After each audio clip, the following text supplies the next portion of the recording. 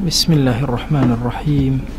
الحمد لله والصلاة والسلام على رسول الله صلى الله تعالى عليه وسلم. ربنا أرنا الحق حقا وارزقنا اتباعه، وأرنا الباطل باطلا وارزقنا اجتنابه. ربنا آتنا في الدنيا حسنة وفي الآخرة حسنة وقنا عذاب النار. برزان خوشويستان لخزمة كتابنا يا بمختصر منهاج القاصدين لا بشي مهلكات قيشنا باسي ذم جاه الرياء، باسي ذم جاه ما لقسمتي كما كدو لقسمتي دوهما باسي الرياء، بيان الرياء، حقيقة الرياء، أقسام الرياء. ليش لخزمة آية كان أبوين ودواتر باسي وما كرك للرياء، الرياء لنا ودينا شوار نوع جوري كان لبدني إنسان كإنسان خوي لاواسكا يا خوي مثلا زرت هالقرينه يا خوي بفقير بيشان بدا لروي دموچاو اوانوا بو شي بو اويكا الرياكا لقل برامبر كانيا اثر سواء الرياكا لقل اهلي دينا يا لقل اهلي دنيايا جوري دوهمشيان بريتيبو لو جلو برقو بوشاكي كإنسان لبري اكد ك بابلين جلي خوريو اويكا لو زمانا هبوا و گۆڕانکاری لە جلوبەرگە بە هەر شێوازە پینەی زۆر بە جلوبەرگەوە تەنها لە پێناوی ڕێایە بۆ داگیرکردنی دڵی خەڵک بۆی خەڵک بە ئەهلی سەڵاح بیناس. ئەم دوانە هەردووکیان دوو جۆر ڕێایە، واتە ئینسان ئەکرێت لە بەدەنە، ئەکرێت لە مەلبەس و پۆشاک و زەی خۆیە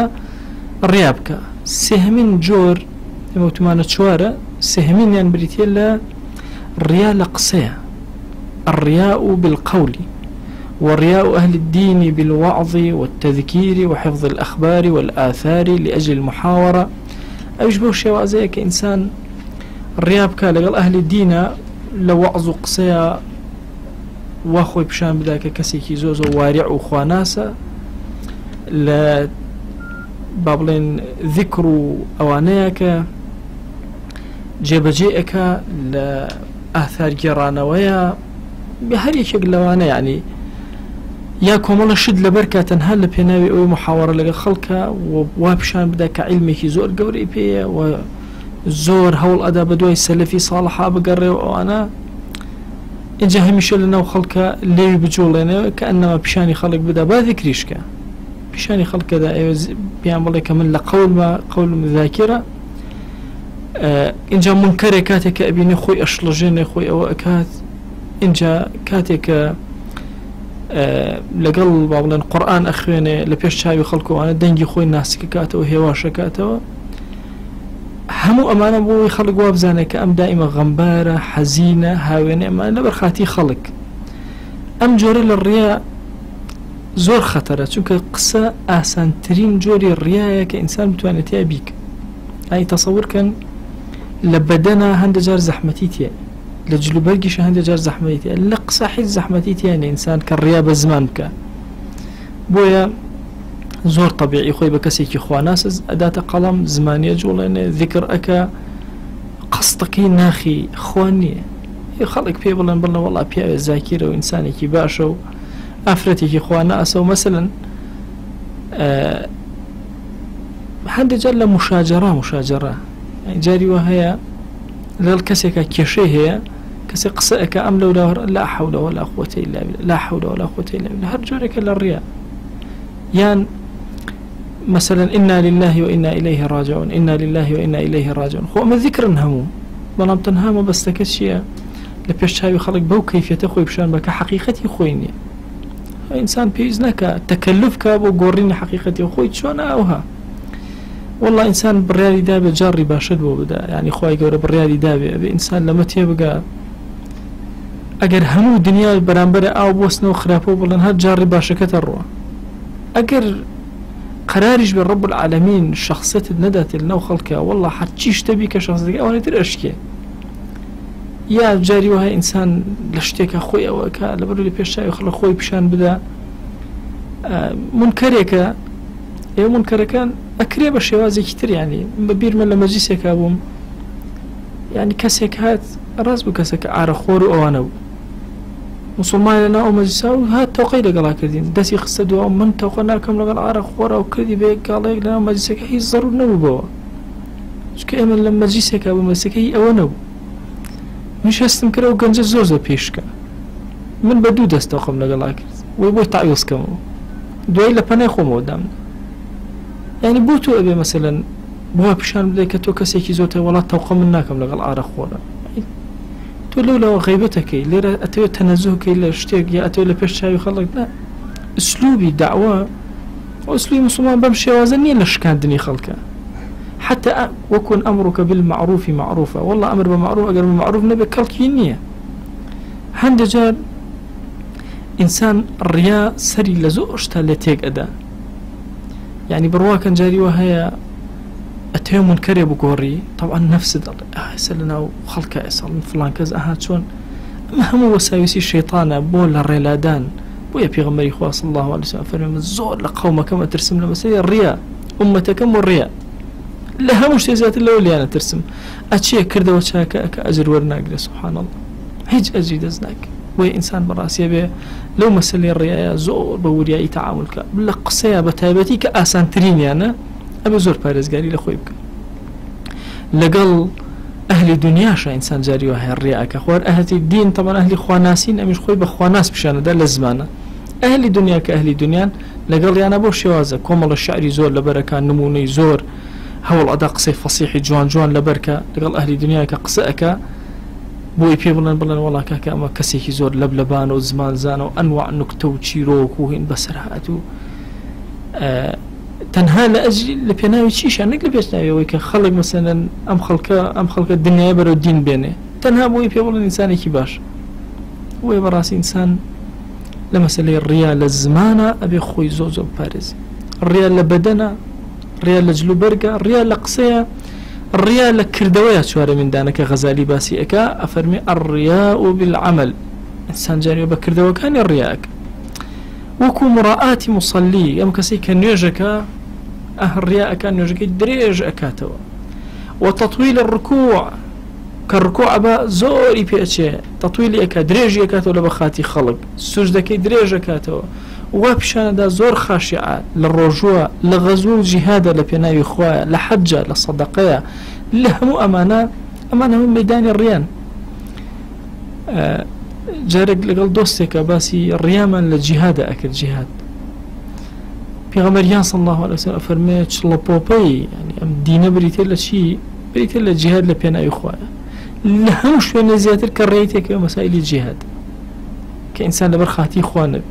يعني تو بير كرو نفرق لقل بيغمري خوا صلى الله عليه وسلم جهادي كرو لبناي أوا بيغمري خوا صلى الله عليه وسلم شاهدي بابلا في النار هاوري أنا قلت هو كركرة الشهيد فرمي كلا أو شهيد نية تبيني لا أقرأ يا رسول الله صلى الله عليه وسلم شون آخر أمكس بالوانا شون أو في بردة غلها بارشا عبائي هيني شاردة ولا غنيمة ترون شاردة وكجرة لو كات فرمي بيني لا أقرأ خولنا ميداني جهادي أو شهيدي جبو بو يزور كاد جنج لمسائل الجهاد بتاتي إنسان كخلق مسلمان كجيش تهز قوة حسابه هيك كسيناك لو كات الشيطان باش ترين زفري بين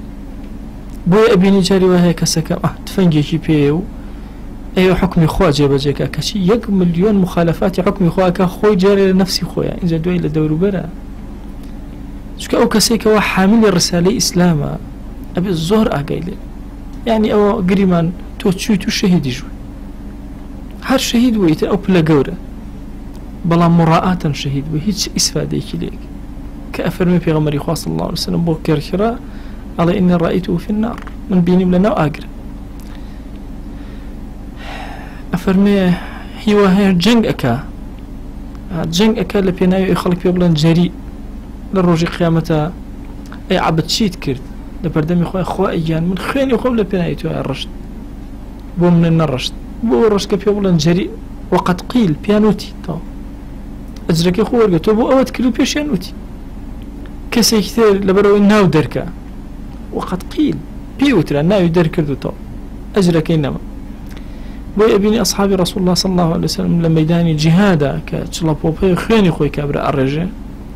كعملي كان كخوان أشار دو وكزن زاني أوان هندي للروايات تاريخ أخواني تو گەنجێکی مسلمان دەموچاوی خۆی بەست و بە چاوی بەدرە بوو جیهادیەک کەس نەزانێت کێیە یعنی ئەم هیممەت بەرزیە لە نیەت ساغیە لە هەموو قۆناغەکانە لە جیهادە لە حەجە والله جاری ئینسان لە حەجە تووشی ڕیا ئەبێ حەج پەنای کەعبە تووشی ڕیا هەندێک جار لە عومرەیەکە تووشێ هەندێک لە سەدەقە و خەیر و خەیراتێکە بۆی خەڵک پێ بڵێ ئینسانی باشەوە ئەوانە لە پێش چاوی خەڵک پارێک دەرێنە ئەی بەخشێ دۆستێکم چوو بۆ حەج ئەوی سوبحان الله ئەو کە سەرکەوتی لە ناو سیارەکە ئەو نەفرێک هەر بە دەنگی بەرز لە پاسەکە وتی کاکە ئێوارە کەس ڕۆژوو نەشێنێ ئەوە هەمووی عاید بە من ئەڵێ بەڵامی زۆر دوعای خێرم بۆ کرد خوا جەزاو باتەوە ئەوانە ئەو ئێوارە نانی بۆ هەموو خەڵکە کڕی ئیتر خەڵکە زۆر سەنا و سوپاسیان کردووانە ئەو دوایی ئەو قەدەری خوا شتێکی بەسیط ئەو ڕوویدا تۆزە تەخیر بوون ئەو لە شوێنێکە تۆزە تەخیر بوون ئەو دەستی کرد بە جوێندان جوێندای زۆر ناشیرین بە خەڵکەکە بە من بە سایق پاس بە ئەو ئێمەشی جوابمە نەداوتمە مۆسیمەکە مۆسیمی ئەوە نییە کە ئینسان جواب باتەوە ئەو زیادەڕەوی ئەو لە حەدی خۆی تەجاوزی کرد ئەو نەفرێک وتی ماسە بە جوای بمەوتم نەکەی ئەجری خۆ ئەوە نەکەی هیچ قسەمەک ئەو سوبحان الله نانی کڕی بۆ ناوبانگ دەرکە ئەو کەچی سوبحان الله خوا چووکە بڕیاری وا بوو ئەو ئەوە نەیتر بە خراپێ بەسەری ئەشکە ئەنجا ئەو خەڵەکە یانوجی کورە پارەی نانەکەی بنەوە با لە کۆڵماکەوە قیرە خێرە ئەو سوبحان الله ئەو لەورە مەسەلەی ڕیا زۆر خەتەرە ئینسان خوا پەنامان بە خۆ ئەزانانی یعنی ئەمە نمونەیەکەی نۆمەرجنیە لەوە چێ و کەسە ڕیاباز نەبووێ بەڵام ئەو حاڵەتێکە ئینفعالێکە کردوویەتی خۆی گەور لێ ببوورێ و حەجەکەشی ئینشاءالله مەقبولە بەڵام مەبەستم ئینسان جاری وا هەیە ئەبێت دائیما یعنی لەو مەوقعانە خۆی پارێز ئەکرا مەسەلەن ئەم پیاوە خۆی نەیوتە هەر بە ماساکە بە دزیەوە بوو تای ماسە بە ئەم ئێوارە موسڵمانان ئەویان لەسەر من بێ هەموو ئەویان ئیفتاریان با بڵێن لەسەر من بێ نانی ئێوارەیان لەسەر من بێ یا ئەکرا مەسەلەن بە هینەکە بڵێ بە سەر قافڵەکە بڵێ سەر قافڵە هەر کەس نەیەزانی کێ کردوێتی و ئەجریشی خۆشی ئەگەیشت و بە ئیسراحەت پێویستی بە ئیعلان نەئەکرد بە هەر حاڵ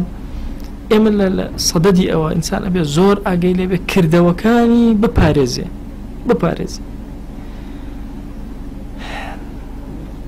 ئەفەرمێ ئەی لەگەڵ ئەهلی دنیایە بە عەمەل چۆنە ئەڵێ ئەوەیە کە لە شێوازی دەستجوڵاندنە هەنگاوەکانی کەم ئەنێت باشە اینجا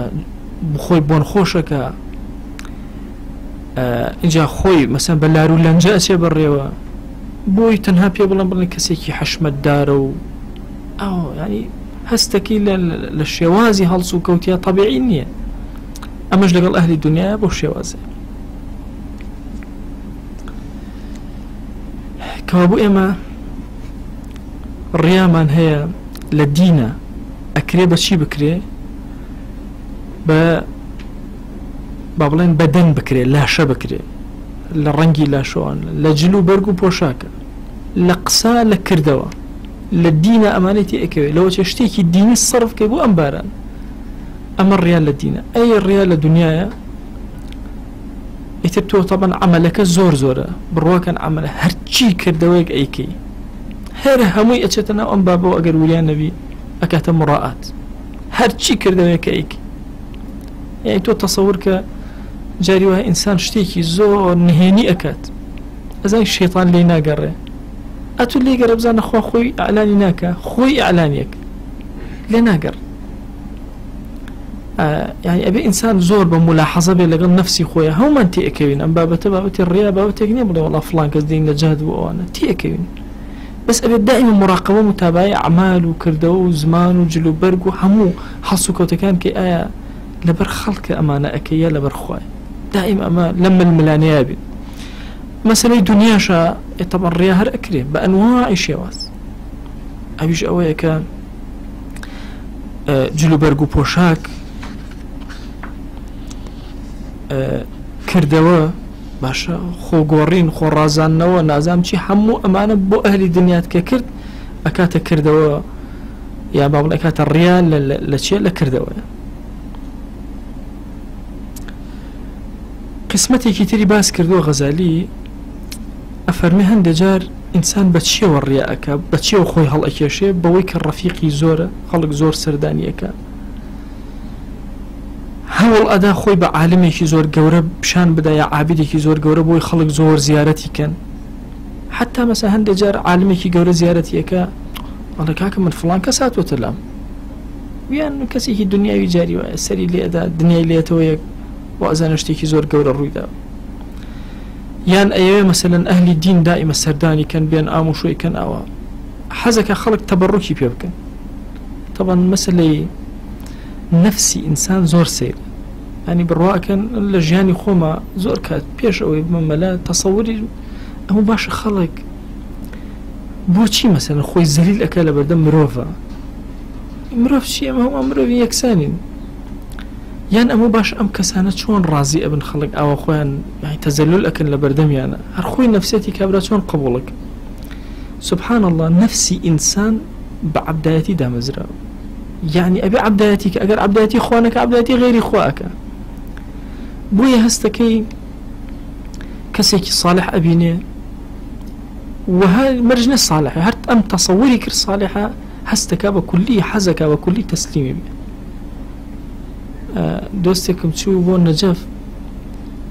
طبعا جبايكي الصوزي لبرهبو دوستي يدريشي لقلبو وسير الرود كردبو أو أنا والله دعاء هاتبونه أي كل ما صاب ده مو بيجرمه أي تبرك كان بيكره تبرك شيء كان بيكره زي إيش كان بيوكره أي والله خلق ده أنا ببشتيها بس أنت شو تي والله شو وده شوف عالم هاي كتور شو ده أنا ببشتيها أنا بدي متشوشتي خوي أنا بوي مزار الله دابا إيه لور أو إيه يعني سبحان الله خلق نفسي أو هاي برؤك جاري وهاي كسيك دعائك خيري بو أكيد أو أنا وأخوي زي لك خريك قاتش ما تجك تقول أخوه بارده يعني دوستك مصيبتش اللي قوما بو يعني واب الزليلي لخلق أبارايا بمني ودوتي دعاء خير مبكو أنا بدل نفسه نار حد بمك هر قصة يقول بين نار حد أو أنت خوي بالزليل أمو خويا أكر أمكس أولا بدم خوتو يا خوي الزليل كا والله مشتكي أديتي هي ضروري بوتو توسل كي بم إنسان بو إنسان والله خويا عظيمي قورته إما النفي أو ناكين والله تبرك بالصالحين أكره تبرك بأنبياء كرا وبأصحاب كرا يعني خالد كوري وليد طبعا بيغمري خواه صلى الله عليه وسلم كسري شاكر فرمي موكان دابشك موكان يعني دابشكر خالد ماله وخوته خبري بو وتيان موكان دابشكن رايكر مو بو نما أفرمي رايكر ولا بيغمري خواه صلى الله عليه وسلم يا رسول من بو نما بو تبرك شي بكم على بيكني بيغمري خواه صلى الله عليه وسلم فرمي زانيم يا خالد زانيم أم توزم هشتو توبوتو أم نيوتشواني خوي موكاني فرمي لي كانوا بيدن بخالد أفرمي كيان بخالد كوري وليد أو يتشان طالة موكا بمويا كان بني طالكاني بس خسناو مازركي خوي أفرمي ليش لغزوة كان طبعا كزني زاني مازري خالد شيتي أم كلاو برويكي بيوي أم برويكي أفرمي مازري كيو تخوارو وجنگ وكوت أخوار على الجنگ يشكر تصورنا أكره خريب وفوتي هتا مزركي هنا على وقت أي خالد أو مزرك كي أوها وكل خو خريب هم مفوتيني فرمي إيوه نازان بزان شيم تيكردو الله كردي يوم وكاني في غمريان صلى الله عليه وسلم لم بيشوا دينا فالبخوار شي نصرته بوي تبركي أو أنا لسمك ما إنكاري تبرك ناكي بلام شوك أخوي قول الإنسان وجعلني مباركا أينما كنت أو فكرة السلفية كبكلي بقولين بركة الرد أكاتو هلايا أوش كزيادة ريتياك هر هلايا أبي وسطك لو بينها أنا عيسى عليه السلام وجعلني مباركا أينما كنت خو مني كلوته مبارك والقرآن قد بي مبارك للشخصة هي لشوينها هي ببكة مباركا لكاتها هي ليلة مبارك لشتاها هي كلبل شجرة مباركة دارك مباركة يعني خوي قالوا بركتي بسرا باراندو مسألة بركات زور قوري يعني ينبويها مجايل السلام علينا وبركاته علينا السلام بمفرد رحمة الله بمفرد بركات بجمع بركات زور قوري لإنسان دسيكي وتبركيش هولدان بود دزگیر کردنی برکت هر قوري بلام زيادة روي كردن تيايا خطر والله بو او كسا خطر كبرانبري اكري او كساش كايكا هر خطر يعني جاري أم كسا نفسي خوي لي أقور جاري وهي كابرا يعني أبون ده زيادة الروي أكري زيادة الروي أكري خد كم ملي أم أشياء أميك بحساب كسر صالحة كي أفوتي يبقى إنسان أبي بحذر لسر مسائل تبرك وأنا يعني بوستي عند جار إنسان جاران مثلا كشيخ وتكي وخانقة وأنا أم خانقة زوري بيخرج بالشيخي خانقة يكتر بيت إيرا بوي بيقول شيء بلا والله أو فلان الشيخ سرداني أبي كردوا يا ما كرديت يا الرياء أفرمي لزمان عثمانيا كان الشيخ يقلي أدا الرشد تاك كناري اسطنبول على اللي دانيش أي با خليفة بيسرم ليبدا نامي كان هو خليفة دعوة كل خليفة سرداني كا على خليفة على بيا عقل على إنسي أما لبغا وهاتو كوتو ترى كناري اسطنبول لبر مراءات أيام توزبرهم بيبلان خليفة على فلان الرجل قال حضوري مجلس منا أمادة باشا أمادنا باب الرواتو مجبور أبو سري خوي شورا كلا رشد باشا يعني أتولى خليفة بسري كزو واي أزاني قلت خليفة بيت الله أم إتر طبعا شعبيتي زيادة كأو كم مراءاته بويا مراسيل مسألة أم جورل الرياء كحسكي مثلا هاول زخوه إنسان حزك هاول يزور بيوانا بلام حسكي سر اللي بدن زائر زور بيوانا دبروا ها ناوشور تشي لنا خلا خوي شي تا ناوشور المهم بيننا مرو خوي شي يعني اسمع دو مرو بيك وهم مساوين يعني متشي من هي مثلا تو تصور كي ولا ما وصف فلان لبروي مثلا ميواني زور أرواتوان ديار بيك صالحة والله مرزن يان مثلا ولا فلان كسي عالم شو بسري لما فالي مالي فلان كذا ولا أو زور مهم أخي وهاني يا فلان الشيخي زور جورة فلان عابدي زور جورة إما أبي وسطية الراجلين فعلا قناعت من بتبركي شيء ببركتي شيء ولا بناء أو شيء زيادة الروين لكن هوش لحد يخويا رأوسي هنكس يعني لما يجوا أخواني توا الرياء كي لسر شيء بوا لسر أو الشيخ زورانا بوك بينيوني عشان ديان صداقتي أولا الشيخ هم هي كاكا واستفاد منهم أولا استفادة اللي يكردون إجا خوي بيا جورا كردوا همش اللي ناو خلقه ويستويتي خلق لدوري خوي وهاب شان بدا كأم بياوكي زور صالحة أو أنا همو إلى أستيكي نزمان لقلقن دوستيكم هبو فقيهي هبو طبعا فقيهي زور زمان دارو أيو كاكا فقيهي زور زمان دارو مشهور يجبو لنا خلقه أيو كأهات أيو درسم بي أوت أيو كيكي ليو أروش إيه باشا تواوا أيو أوا أكر أي دو كسب روين أكر بالدرس بوفلا فريالو بخو أو فقيه أو لا كسب بالدرس كان في أود أي هم جارب موت أنا كورة الدنياش أوي أي باي أوي هر أي هم جارب كيش اللي تبرة تا يكبله يكسر أوي لي أهل بيشتغل كان بالدرس كان وراجع كويش قيل قلت بزار تا هني أي من شرهم أكلهم ما دام ضلي في خوش مهم شتفير بقيناك أي اللي قال يا رجل هم جه الدرس كان في أود أي دوي الرجل أي خوي توبة كردوا أن الرجل يقول لنا خلك وتي والله ما وصام بوا أي خلك أو نتربو بأو بوي كل خوي زور بيا شاك أو خوي إذا زال الله بتلبك يا الله تلبي أو بو أي هرب الرادة كركان ما وصايبو هذا جاري وهاب وشوازي أبو يتنها أو اندشك أي جاهو منزلي لطلي خلك لطلي عبد كاني خويا ودروز به أي كان عابد هي كلكي وكان دور كوتو لخلق كان راهبها بوتشوتا شينك أي كان كسبوا مالي خلقي نويستو وأزيد الطماع وهموش تكينا تنها لبيناوي جا لبيناوي أوي جاهي برز خلق بباشا باسك هشيان بونا والله هرمي بسي مال بوا هشيان بوا وسويتي بو نوع مال بياك هشيان بوا وسويتي نا تنها السناي كانوا خلق بلاو بيتو ناو شورتي بهمو الدنيا كما بياك تشاكو وصالحو باش كابو برزا كان الرياء أكري بهمو باركانا بكري أخرتو الرفيقي زور أكري الرياء ببالي تلبي زور أكري الرياء ببالي أنا والله أكري ما مصاي زور أكري أنا والله أكري الرياء تيابك إنسان شيخي زور أكري بالي كابو بهمو باركا أهوى الدوري دايما الرياء ئینسانی موسڵمان هەنگاوی لە ژیانە ئەبێ زۆر بە حەزەرەوە بێ لە ترسی ئەوەی نەکەوێتە ناو مڕائاتەوە و ئەو خواناسی و تاعات و ئەو شتەی کە هەیەی بە ئیخلاص لە دەستی دەرنچێت. پرسیارەی غەزالی ئەهروژێنێ و جوابی ئەداتەوە. پرسیارەکە ئەمەیە: ئایا ڕیا حرامە، مەکروهە، مباحە، چییە لە دینە؟ حکمی ڕیا چییە؟ أفرمي الرياء تفصيله، إما أن يكون بالعبادات أو بغيرها، يا لنوع عباداتها والرياء يا لغير عبادات. لنوع عباداتها بقطع الرياء حرام فهو حرام. أي أكسيك رياءك بالصلاة بالنيجي بالصدقة بحج بأوانا جناه بارة بلا جناه بارة،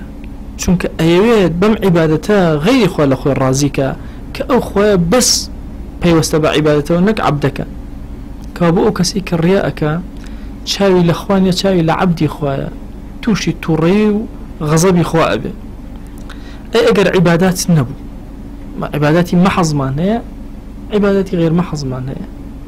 طبعا عباداتي محض أو بدني إنسان أكره، يا بمالي محض إنسان أكره، يا بمالو بدن أكره، لم سيان تجاوزناك. أما همو جورا كان عبادتك لإنسان بلين بربايك همو أوانا أبي إنسان أجي ليه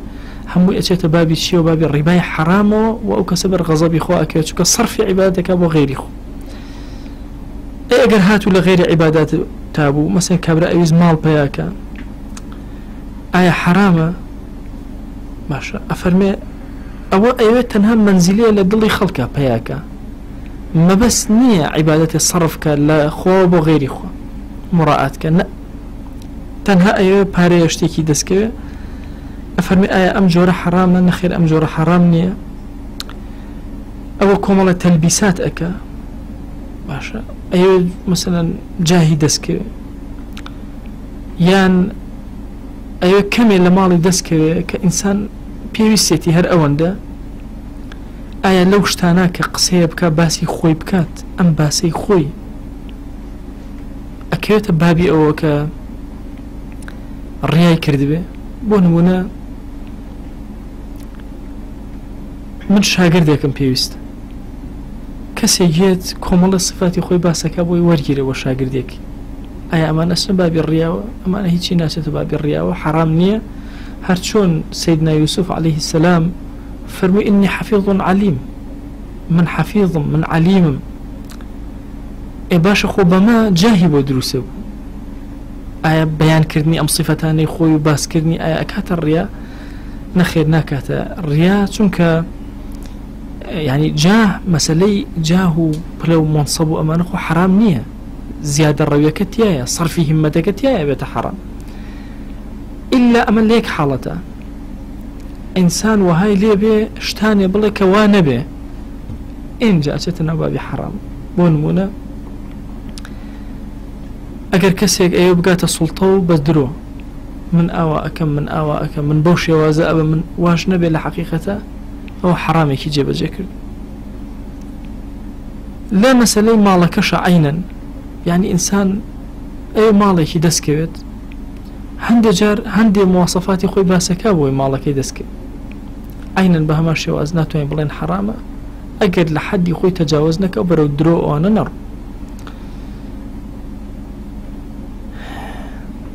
أقر خوي قورا كسيك جاهو منصبي قورا كر ببي أوي داويك بدوها بروا أيوة دور كيوتو خوا زياتري أكابو أيوة دور كيوتو خوا زياتري أكا أمش مان هي أجر هاتو أم كسا داواي نكردو نبو بفكر خلياي وميشكو ذهنو فكرو حمو إلا قال يا نبو وأجر هاتو لدسي شروش بيه نبو بينا راحت نبو آخر كيشي جاه شيا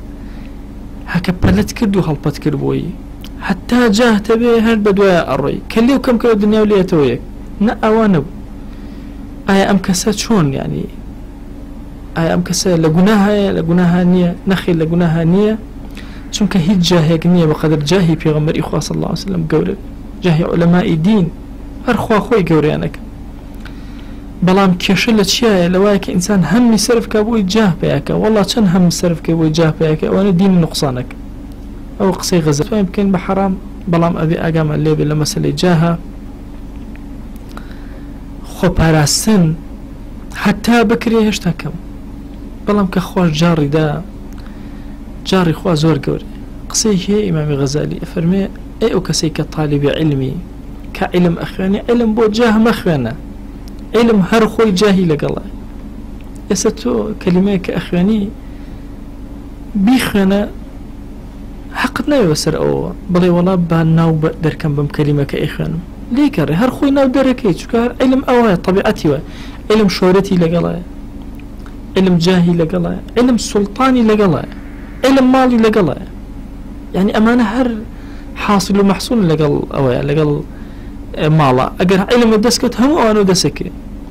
بۆیە غەزالی ئەفەرمێ ئەگەر کەسێک وەکو ئەبلەه و ئەحمەق وایە ئەگەر علم بۆ ئەمانە بخوێنە چونکە ما هەر هەیە تۆ علمەکە بخوێنە هەر هەتە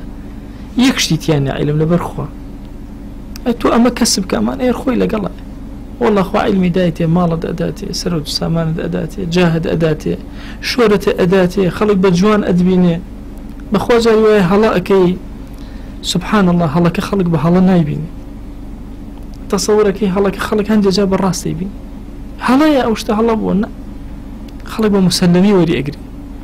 بۆیە مەسەلەی سەڵتەنەتی علم زۆر گەورەیە بەخوا نە سەڵتەنەتی ماڵ نە کەڕاسی هیچ شتێک ناکردەوە سەڵتەنەتی علم هەیبەتی عالم هەیبەتێ ترە شتێ ترە بۆیە بەڕاستی ئینسان لە مەسەلەی جاها کە خوا خۆی عەتایکە ئەم دەستی پێوە نایە هەقی نییە بردیشەوە هەر هەقی نییە ئەمە ئیشی ئەم نییە ئیشی ئەمەوەی خوا ناسەکەی بکە ئیتر جارڕەکەی چۆن بۆ ئەڕوا با بڕۆ بەخوا عالمی زۆر گەورە هەیە کەس نایناسی عالمێکی کەمیشەیە ناوبانگ دەرەکە ئەمە نییەوە عالمێکە ناوبانگی نەبێ کەم بێ لای خوا نەخێر پێغەمبەر هەیە لە بەردەم ڕەب العالەمینە عەلەیهیم الصەلاة وەسەلام یعنی ئەچێتە بەردەم خوا دوو کەس ئیمانیان هێناوە یەک کەس ئیمانی پێ هێناوە لە بەردەم خوای ئەوەست یەک کەس خۆ ئەو پێغەمبەرە شانی لە پێغەمبەرێکی تر کەمتر نییە ئەویش پێغەمبەرێکە خۆ هەڵی بژاردۆ کاری ئەو نییە چەند کەس لەگەڵ یا ئەبن چۆن ناوبانگ دەرەکە دەرناکە نییە ئەتو بیرکەنەوە لە ئەیوب عەلەیهی سەلام سەڵتەنەتی نەبوو ناو شۆرەتی نەبوو ئەی دوایی ناو شۆرەتەکەی ئەوە نەبوو لە هەندێک ڕێواتە بۆ چوە دەرەوەی شاریان ئەنی خۆ ئەوە نەبوو مەسەن خەڵک بڵێن وەڵا هەر هەموو بە دیاریەوە بۆستنەوەن خەڵکی تر سەردانیان نایکرا ئاموشویان نایک با پێغەمبەریش کەوت تاو بەڵام سەبر ئارام پەیوەندی لەگەڵ خوایە وردە هاتەوە ناو کایەوە هاتەوە ناو مەیدان بۆی ئینسان هەر با جاهەکە هەر با بڕوە نابێ خۆت بگۆڕی ئەوە اینجا ئەو شتانە کاتین لە دنیا هەر زۆر تەبێ هیچ کەسێک نییە تا سەر مەسەن بڵێ وەڵا هەر تەواو باشە جاها بەرزە بێتەوە کابرا تەک لە شوێنی تران نزمە بێتەوە چییە لە پێش چاوی خەڵک ئەو لە پێش چاوی خوا گرنگە چەندێ نزیکە لە خوا وەڵا ئینسان جاری وایە بەهۆی گوناهێکە لە پێش چاوی خەڵکەکەوێ بەس لە پێش چاوی خوا نەکەوتووە باشە ئەگەر ئەم تعبیرە دروست بێت يعني لە خوا قدری زیای کردو بۆی گوناهکە چکە تەوبەی کردو گەڕاوەتەوە ئیستیغفاری زۆر هەندێک جا مصیبەت لە پێش چاو ئەتخا بەڵام لای خوا قدرە زیادەکە يعني دۆستێک تووشی نەخۆشی نەفسی بوو زۆر کات ئەحباب و ئەستیقا ئەوانە ئەوە قسەیان لەسەر ئەکردو ئەوە تقریبا جۆرێک لە هەیبەت و سمعەکەی نەما بەهۆی نەخۆشە نەفسێکی يعني وای لێ هاتبوو کە ئەو باس و شۆرەت و خواسەی نەما بەس من هەموو جارێکە ئەمبینی هەستم ئەکرد بەهۆی نەخۆشە نەفسیەکەەوە زیاتر هەوڵەدا زیاتر عەبدایەتی ئەکا زیاتر قورئانە خوێنێ ئەو سبحان الله لێرە لەناو خەڵکە کەم بووە بەڵام لێ زیادی کرد یەکامیان گەورەتر یعنی مهمترەوە ئینسان لای خوا زیاد کە ئەگەر لای مرۆڤ چییە یعنی زیادکەی زیاد نەکەی عالەمە باشە باسیکە بەخرا باسیکە چی لە مەسەی تۆ ئەگۆڕێ ئەو پەیوەندی خۆت لەگەڵ خوایە چەندێکە چۆنە چۆن دامەزراوی چۆن خزمەت ئەەکەی چۆن خواناسی خۆتەکەی ئەوە گرنگ لە جلو بەرگ و پۆشاکیشە ئایا مەسن حرامە ئینسان جلی جوان لەبەرکە ئەگەر ئینسان جلەکانی تەرتیب کرد و مرتب کرد کاتێک ئەچێتە بەردەم خەڵک بۆی خەڵک بە مرتبی بیبینێ باشە لەبەر خەڵک یا لەبەر حورمەتی دینەکەی طبعا نەهی کراوە زیادە ڕەوی لە تەجەمل و ئەوانە و لەبەر خاتی خەڵک هەموو شتەکان بەڵام ئەگەر لەبەر خاتیەوەی مسلمان کە شامەتی بین الناس مرتبێ بە تەرتیب دەرکێ ئەوش مەناعەتێکی نییە بەڵام لەبەر خاتی خەڵک و هەوڵدان بۆ ڕەزامەندی خەڵک لە جلو بەرگە منهیە ئەوش نەهی لێکراوە مەقسەدی ئینسانەکان گرنگە والله زۆری نی خەڵک ئەو هەیە کێ حەزەکە بە نەقص خەڵک ببینە کەس حەز ناکە بۆیە جلوبەرگی مرتب خۆی تەرتیبەکە لە فەرمایشتی صحیح مسلمە هاتووە کە ابن مسعود بۆمان ئەگێڕێتەوە پێغەمبەرگیان صلی الله عليه وسلم فەرموویەتی ئەوەی یەک مسخالە زەڕە کیبر لە دڵیا بێ ناچێتە بەهەشت یەک مسخالە زەڕە لوتی بەرز و کیبر ئێوتی ئەی پێغەمبەری خوا کەسێکان سا وەڵڵاهی ئێمە جاری وای حەزەکەن جلەکانمان جوان بێ وەڵڵاهی ئێمە نعلەکانمان جوان بێ پێڵاوەکانمان جوان بێ فەرمووی إن الله جميل يحب الجمال خوای گەورە خۆی جوانانی خۆش ئەون الكبر بطر الحق وغمط الناس كورە کیبر ئەوەیە کە بەرامبەر بە حەق بوەسیتەوە حەق پێشێلکەی خەڵک پێشێلکەی ئەمە بریتە لە چی لە تەکەبور باشە خۆت بە گەورە بزانی بەسەر مرۆڤەکانە تۆ چی بەسەر مرۆڤە بەڵام خۆت حەز کە خۆت جوان بی بەڵام هەوڵ مەدە بەسەر خەڵکە خۆت بنوێنی هەندێک کەس حەز ئەکا نیعمەتەکانی خوا بەسەریەوە دەرکەوێ یقی چی ئەکا پێغەمبەری خوا صلی الله عليه وسلم لە فەرمایشتێکە ئەفەرمێ إن الله يحب خوای گەورە پێی خۆش أن يرى أثر نعمه على عباده کە ئەسەری نیعمەتەکانی خۆی بەسەر عەبدەکانیەوە ببینێ جوانی نیعمەتەکانی خوا بۆیە کە ئێمە باسی ڕیا ئەکەین لە جلوبەرگە لە بەدەنا لە ئەوە وانەکە ئینسان وانەکە تەواو عەرزم کردن غەزالی وەسەطێتێکی زۆر بە قووەتی هەیە لەم شتانە ئەولاد لێ ئەگرێن نەچی ئاوەوە ئەم لاشە لێ ئەگرێتەوە وەرە ئەبم شێوازە بە باجر لێ پاک و تەمیز و مڕەتەب و جوان بەڵام تەکەلوف مەکە خۆت بە گەورە مەزانە لە ناو خەڵکە ڕیا مەکە بە جلوبەرگەکانە چۆن کەسێکی مسلمانی کەشخەی جوان خۆت تەرتیب کە نەزافەتێکی جوان یعنی لە هەندێک ڕیوایەتە هەیە ئەفەرمێ ئەمان ژمارد ڕۆژانە 20 جار پێغەمبەری خوا صلی الله علیه و سلم سیواکی هێنا بەدەنێ 20 جار باشە يعني 20 جار دەمودانی خۆی پاک کردەوە پێغەمبەری خوا صلی الله علیه و سلم چونکە لەناو خەڵکە دەی تۆ مەسەن بیرکەوە لەم فەرمایشتە ئایا چەندێک کاتی ویستو باشە سیواک ویستویەتی کات دەی پێغەمبەری خوا صلی الله علیه و سلم ئەم گرنگیە بۆ پێدە مسلمانەوە بە شەهاوەت و جوان دەرکە مەگەر بردەی یەمانی کە گرانترین بردەی پێغەمبەری خوا صلی الله علیه و سلم هەندێک جار لەبەری نەکرد ابن القیم لە زادە باسەکە فەرمێ تەواو بردەی یەمانی مەیلە و زەردێکی کاڵ بوو باڵێ کایی بوو خەتی سووری تێ بوو خەتی سووری باریک ئەفەرمێ زۆر بەقەدر بوو لەناو عەرەبە کەسێ زۆر بە سەڵتەنەت نەبووە لەبەری نەکرد دە پێغەمبەری خوا صلی الله علیه و سلم هەندێک جار لەبەری کرد دەی ئەشبینی هەندێک جار پێغەمبەریان صلی الله علیه و سلم هیچی نییە شتێکی زۆر سادە هەیە قەناعەتی کرد لەو عمرە 23 ساڵەی پێغەمبەرایەتیە عەلەیه الصلاة والسلام و ڕەحمان بە قوربانی بێ نزمترین جل و بەرزترین جل بەڵام ئایا خودی پێغەمبەری خوا صلی الله علیه و سلم گۆڕی دۆستێکم هەبوو ئەی کورە وەڵڵاهی ئەی من دەداخی شتێک کڵاژ لە پێ ناکەم بۆ ئەی کورە وەرە ئینسانی وەرە بە کڵاش خۆ پێ بگۆڕێ ئەی قەسە بەخوا لە پێیەکەم لە خۆ بگۆڕێ ئەی هاوار ئەی باشە من کەسایەتی من ئەو هەیە بە کڵاش بگۆڕێم ئەی لە خۆم لێ بێ بە شتێتر لە داغا لە پێیداکە ئەی تاوان ئینسان زۆر عەجیبە هەندێجار بەجلێکە و لە خۆ نەفسێتی خۆی ئەگۆڕێ بەخوا بچووکی ئینسان نەبێت لەوە گەورەتر فکری گەورەتر دووربینتر ومێ دەکەم خۆی گەورە بە ڕەحم و بەزەی خۆی بە میهرەبانی خۆی قبولمان کات و لە ڕێبمان پارێزێ خوای داوا لێ ئەکەین بە ناوی جوانت وە صیفەتی بەرزت بە ئیسمی عەظەمت یا ڕەبی خواییان تۆ ئەرحەم الراحیمینی و ئێمەش عەبدی گوناهکاری تۆ هاتووینەتە بەردەم دیوانی تۆ یا ئیلاهی دەستی زەلیلیمان بۆ تۆ بەرز کردەوە یا ئیلاهی خواییان لە ڕێی بەدەن بمان پارێزە لە ڕێی جلوبەرگ بمان پارێزە لە ڕێی قسە بمان پارێزە خواییان لە ڕێی کردەوەکان بمان پارێزە خواییان لە ڕێی زۆری هاوڵ و خۆ هەڵشاخان بەوەی کە خۆ بە گەورەزانین بەهۆی خزم و کەس و دەوروبەرەوە یا ڕەبی خۆی پەنامان بدە لە هەموو جۆرەکانی ڕێی یا ئەکرەمە لەکرەم خوای داوا لێکن بە ناوی جوانت بە صیفەتی بەرزت بە ئیسمی عەظەمت خوای لە گوناهەکانمان ببوورە ما ظهر منها وما بطن خوای ئەو گوناهانەی لە ناخمانە عەفومان کە ئەو گوناهانەی بە پەنهان ئەیکەین خوای عەفومان کە یا ڕەبی خواییان ئێمە خۆمان باش ئەناسین ئەزانین کردەوەی بەد و شەڕی زۆرمان هەیە یا ئیلاهی بەڵام هەمیشە چاومان لە ڕەحمەتی تۆ بۆ و سەرمان بەرزکەوتەوە بۆ ڕەحمەتی تۆ دڵمان نەوی کردووە لە بەردەم ڕەحمەتی تۆیە دە یا ڕەبی خوای گیان ئارامی و بەزەی بەسەر دڵەکانمان ببارێنە ڕۆحمان ئاسوودەکە یا ئەکرەمە الئەکرەمین ئیمانمان دامەزرێنە یا ئەکرەمە الئەکرەمین خوای گیان داوا لێ ئەکەین بە ناوی جوانت بە صیفەتی بەرزت بە ئیسمی عەظەمت خوای عاقبەتمان خێرکە خوای عاقبەتمان خێرکە خوای عاقبەتمان خێرکە خوای لەم دنیای دەرمان مەکە بە ئیمانەوە نەبێ یا ڕەبی پەروەردگارە داوا لێ ئەکەین بە گەورەی خۆت حەسەناتی ئەم دنیا ئەو دنیامان پێ عەتاکە یا ڕەبی خوای گیان لە پێش چاوی عەبدەکان بچووکمان مەکەرەوە یا ڕەبی پەروەردگارە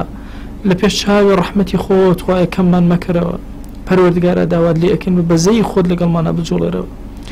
خوای لە گوناهی دایک و باوکمان ببورە لە گوناهی برا و خوشەکانمان ببورە لە گوناهی خزم و کەسوکارمان ببورە یا ڕەبی خوای عاقبەتمان خێرکە خوای عاقبەتمان خێرکە خوای عاقبەتمان خێرکە یا ئەکرەمە الئەکرەمین یا ڕەبی خوای داوا لێ ئەکەین بە لوتفی خۆت بە کڕەمی خۆت گرفتەکانمان چارەسەرکە یا ئەکرەمە الئەکرەمین یا ڕەبی خوای گیان خۆمان و ماڵ و مناڵ و باوک و دایک و خزم و کەسوکارمان پەروەردگارە هەمووی سپاردەی تۆ ئەکەین ئەی ئەو کەسی کە سپاردەی لە زایە نابێ یا ڕەب العالەمین یا ئەکرەمە الئەکرەمین خوای زایەمان مەکە یا ڕەب العالەمین خوای ئیمان لە دڵمانە بچەسپێنە پەروەردگارە چاوەکانمان ساغ کەرەوە ئیخلاسمان یەکلا کەرەوە بۆ خۆت یا ئەکرەمە الئەکرەمین تو گەورەی خۆت خوایە پەنامان بدە لە سیرکردنی خەڵک پەنامان بدە لە چاوە چاو لەگەڵ خەڵکدا یا ڕەبی خوای گیان داوا لێ ئەکەین بە گەورەی خۆت بە کڕەمی خۆت گرفتەکانی ژیانمان بۆ چارەسەرکە خوای گیان ئێمە گرفتمان زۆر زۆرە بەخوا نازانین لە کێ باسیکەین بەڵام ئەزانین تۆ ئەرحەم الڕاحیمینی هانامان بە دەرگانەی تۆ هێناوە گرفتمان بۆ چارەسەرکە هانامان بە دەرگانەی تۆ هێناوە یا ئیلاهی بەزەی خۆت بەسەرمانە ببارێنە بێ حاڵ و ماڵین ماڵدارمان کە بێ مناڵین مناڵمان پێ عەتاکە بە مناڵین مناڵمان ساڵحکە کەم ڕزقیان ڕزقی حەڵاڵمان زیادکە یا ڕەبی خوای گیان بەزەی بەسەر ئەم مەجلیسەمانە ببارێنە قبوڵمان کە یا ئەکرەمە الئەکرەمین قبوڵمان کە یا ڕەب العالەمین لە بەهشتی بەرینە لە خزمەت پێغەمبەری خوا صلی الله علیه وسلم کۆمان کەرەوە بە ئومەتی قبوڵمان کە بەر شەفاعەتی ئەومان بخە یا ئەکرەمە الئەکرەمین یا ڕەبی خوای گیان بە ئەندازی هەناسەی مەخلوقات سەڵەوات لەم شوێنە مبارەکەوە ئەنێرین بۆ ڕۆحی پێغەمبەری خوا صلی الله علیه وسلم خوای سڵاوی ئەم مەجلیسە ئێمە بگەێنە بە پێغەمبەری خوا صلی الله علیه وسلم یەک ناومان لە خزمەتیا بێنە یا ئەکرەمە الئەکرەمین خوای ناومان لە خزمەتیا بێنە یا ڕەب العالەمین یا ڕەبی خوای قبوڵمان کە یا ڕەبی خوای قبوڵمان کە خوای ئەم دوعانەمان لێ قبوڵ کە یا ڕەب العالەمین خوای تۆ خۆتمان پارێزە یەک چاوتروکانمان دەرە دەستی خۆمان یا ڕەب العالەمین یا ڕەبی خوای گیان ڕەحمەت و میهرەبانی خۆت بەسەرمانە ببارێنە یا ڕەبی خوای ڕەحمەت و میهرەبانی خۆت بەسەرمانە ببارێنە تۆ ڕەحمان و تۆ ڕەحیمی تۆ ڕەحمان و تۆ ڕەحیمی تۆ ڕەحمان و تۆ ڕەحیمی خوای بە ڕەحمانیەت و ڕەحیمەتی خۆت لەگەڵمانە بجۆڵێرەوە یا ئەکرەمە الئەکرەمین آمين آمين والحمد لله رب العالمين وصلى الله على سيدنا محمد وعلى آله وصحبه وسلم تسليما كثيرا أبدا إلى يوم الدين خواهي قول لقناه من الشيء وجبوري وسرفراز من يا ربي خوالي من قبولك